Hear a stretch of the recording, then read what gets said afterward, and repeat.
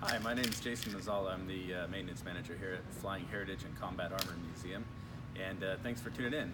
Thought we'd just give you a quick update on what's been going on in the maintenance department this year so far, and kind of where we're headed and what you'll see when you come in and visit the museum.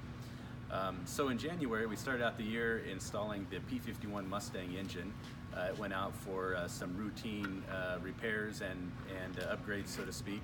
And so the guys got the engine back in. We've tested it, and it's now flight ready. Annual's done, and that took a little bit of time.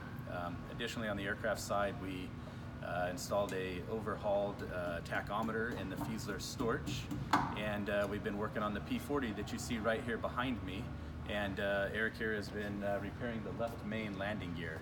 A lot of you probably don't know that the very top of the landing gear oleo strut is sealed by a silver solder method, and it's just kind of a weak point in the gear, and sometimes that silver solder has to be re-soldered, so to speak. And so we faced that this year, and that requires removing the landing gear. So Eric here has just got it back together and back in, and we'll be doing gear swings here shortly, and that'll wrap the P40 up. Moving on into February, what you guys will see is the Zero, the Hurricane, and the B-25 will all get annual inspections. So that about wraps it up for the airplane side. On the armor side, we started with just kind of some smaller squawks that were left over on our ground support equipment, and then we started with the M4 Sherman annual inspection.